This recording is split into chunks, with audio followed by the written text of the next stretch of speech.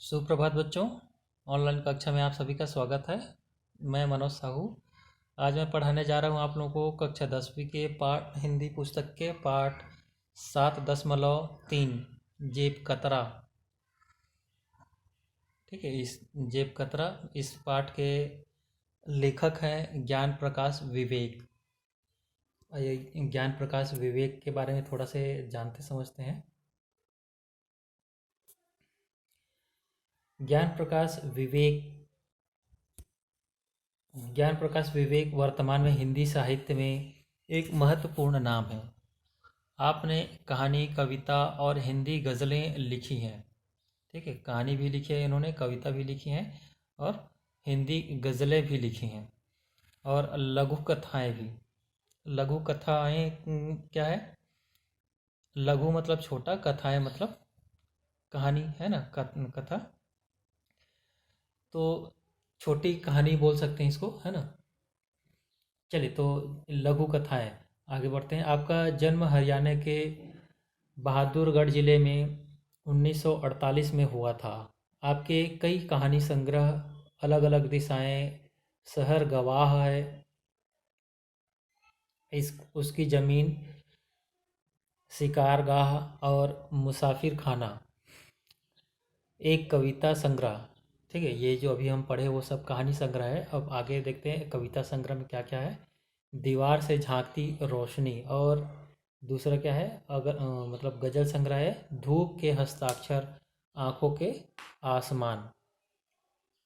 ये सभी प्रकाशित हो चुके हैं, है ना। आपका एक उपन्यास दिल्ली दरवाज़ा काफ़ी मशहूर है। इनका एक उपन्यास भी है दिल्ली दरवाज़ा, है ना, ये भी काफ़ी मशहूर है। आपको हरियाणा साहित्य अकादमी ने 3 बार पुरस्कृत किया है ना, 3 बार पुरस्कृत किया है। आइए शुरू करते हैं। पाठ का नाम क्या है? जेब कतरा। जेब कतरा क्या? जेब काटने वाला, है ना। जैसे भीड़ भाड़ में कहीं जाते हैं तो कभी कभी पैसे के लिए कुछ लोग जेब काट लेते हैं, है ना। तो उसी को बोलते हैं, वैसे जेब काटने वाले को ही बोलते हैं जेब कतरा। आइए शुरू करते हैं।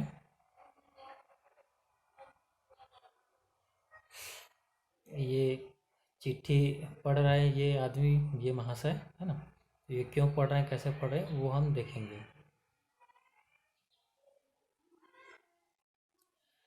बस से उतरकर जेब में हाथ डाला, है ना। एक व्यक्ति है, ये व्यक्ति जो है बस से उतरकर जेब में हाथ डाला। मैं चौंक पड़ा। ठीक है, मैं चौंक पड़ा। क्यों? जेब कट चुकी थी, है ना। जेब में था भी क्या? अब फिर सोचने लगता है जेब में था भी क्या। कुल 9 रुपए और एक खत। ठीक है, कितने पैसे थे उसकी जेब में? 9 रुपए और एक क्या था? खत। खत मतलब क्या? चिट्ठी, है ना। जो मैंने माँ को लिखा था कि मेरी नौकरी छूट गई है ना। ऐसा उस पत्र में लिखा हुआ था, मेरी नौकरी छूट गई है, अभी पैसे नहीं भेज पाऊँगा। 3 दिनों से वह पोस्ट कार्ड जेब में पड़ा था और उस कार्ड को पड़ा पड़ा जेब में कितना दिनों हो गया था? 3 दिन से। पोस्ट करने की मन ही नहीं कर रहा था। ठीक है, लेखक को पोस्ट करने की मन ही नहीं कर रहा था। ठीक है, उस व्यक्ति को पोस्ट करने का मन नहीं कर रहा था। क्यों भाई? उनकी माँ, अपनी माँ को बताने से वो दुखी हो जाएंगे, है ना। और आगे देखते हैं, 9 रुपए जा चुके थे। मतलब जेब कतरे ने उसको चोरी कर लिए थे, है ना, जेब काटे थे। यूँ 9 रुपए कोई बड़ी रकम नहीं थी। ठीक है, 9 रुपए जो है वो कोई बड़ी रकम नहीं थी, लेकिन जिसकी नौकरी छूट चुकी हो उसके लिए 9 रुपए 900 से कम नहीं होती। ठीक है, लेकिन 9 रुपए कोई बड़ी बात नहीं थी, लेकिन जिसके पास नौकरी नहीं हो, है ना, जिसकी नौकरी छूट गई हो, उसके लिए 9 रुपए भी 900 से कम नहीं, है ना।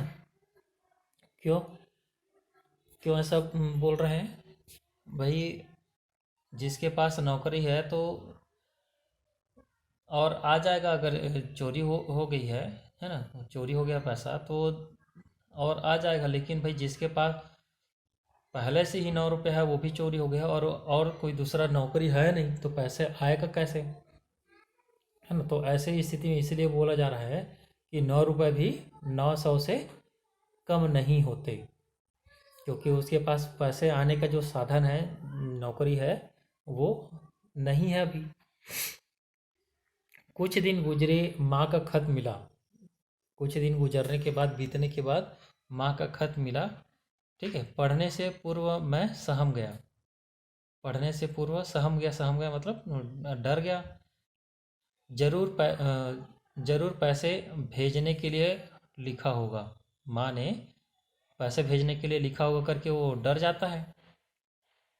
लेकिन खत पढ़कर मैं हैरान हो गया। ठीक है, खत पढ़ने के बाद मैं हैरान हो गया। माँ ने लिखा था, बेटा तेरा भेजा 50 रुपए का मनी ऑर्डर मिल गया है। ठीक है, तो कितना अच्छा है रे, मेरे पैसे भेजने में कभी लापरवाही नहीं बरतता। ठीक है, नहीं बरतना मतलब व्यवहार करना। ठीक है, अब वो चौंक जाता है कि मेरी जेब तो कट गई थी, है ना, और चिट्ठी भी उसी में चला गया था। अब ये माँ ने ये कैसे लिख के भेजा है मुझे, है ना, कि 50 रुपये भेजा था वो मुझे मिल गया है और कभी पैसा भेजने में कभी लापरवाही नहीं करता करके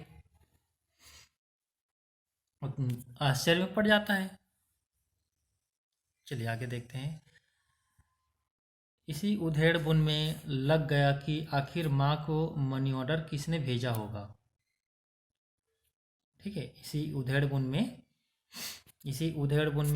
उधेड़ बुन मतलब मन में बहुत सारी बातें का चलना। ठीक है, तो इसी उधेड़ बुन में लगा कि आखिर माँ को मनी ऑर्डर किसने भेजा, पैसा किसने भेजा करके वो सोच रहा है। कुछ दिन बाद एक और पत्र मिला। ठीक है, कुछ दिन बाद एक और पत्र मिला।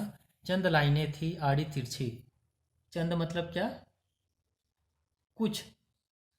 ठीक है, चंद का मतलब क्या? कुछ या बहुत कम बोल सकते हो, है ना। चंद लाइनें थी।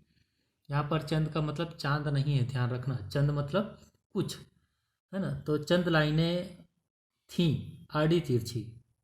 ठीक है, मतलब ठीक से समझ में नहीं आ रहा था, आड़ी तिरछी होने के कारण बड़ी मुश्किल से खत पढ़ पाया। ठीक है, लिखा था, भाई 9 रुपये तुम्हारे और 41 रुपये अपनी ओर से मिलाकर मैंने तुम्हारी माँ को मनी ऑर्डर भेज दिया है। ठीक है, फिक्र मत करना, माँ तो सबकी एक जैसी होती है। वह क्यों भूखी रहे, तुम्हारा जेब कतरा। ठीक है, उसको पैसा किसने भेजा? जेब कतरा ने। ठीक है, जेब कतरा जो है वो जेब तो काट लेता है उसका पैसा, है ना, पैसे के लिए। लेकिन जब वो चिट्ठी को पढ़ता है तो चिट्ठी पढ़ने के बाद उसमें भी मानवता दिखाई देने लगता है, मानवता दिखता है उसमें, है ना। इसीलिए वो जो लेखक की जो माँ है उसको 41 रुपया अपना स्वयं का और लेखक का 9 रुपये मिला के, दोनों मिला के 50 रुपये मिला के उसकी माँ को वो मनी ऑर्डर भेज देता है। ठीक है, और फिर लेखक को भी चिट्ठी लिखता है ना, कि माँ तो सबकी एक जैसी होती है। ठीक है, वो क्यों भूखी रहे, चाहे वो आपकी माँ हो या मेरी माँ हो, माँ तो सबकी एक जैसी होती है, वो क्यों भूखी रहे, ऐसा करके वो लिखा है जेब कतरा, है ना।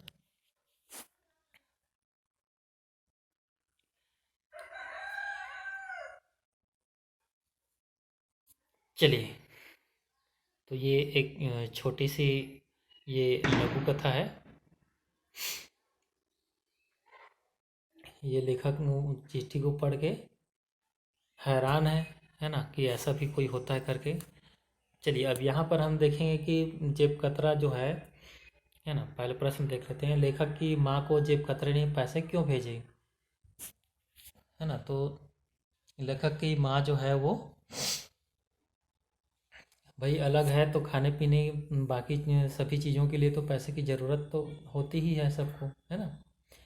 फिर दूसरी चीज़, नौकरी जिसकी नौकरी छूट चुकी हो उसके लिए 9 रुपये 900 से कम नहीं होते। लेखक ने ऐसा क्यों कहा, ठीक है। मतलब भाई जिसके पास नौकरी है वो तो फिर से पैसे मिल जाएंगे उसको, लेकिन जिसके पास नौकरी नहीं है ना, उसके लिए तो 9 रुपये 900 के बराबर ही होंगे, क्योंकि उसके पास और पैसे आने बंद हो चुके हैं, है ना।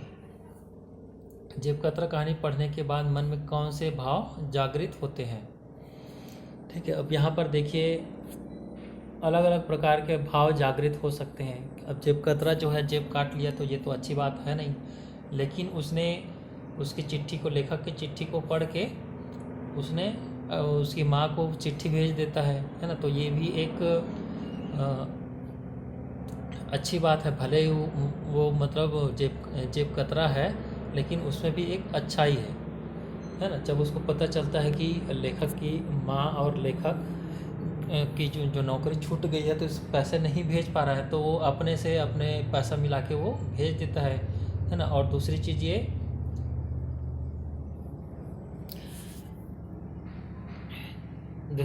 कि भाई कोई भी जन्म से ही आपराधिक प्रवृत्ति के या नहीं होते हैं, है ना।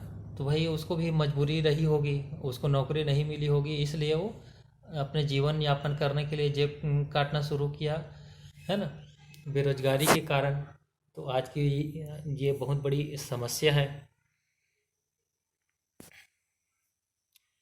चलिए तो ये छोटी सी लघु कथा समाप्त हो गया।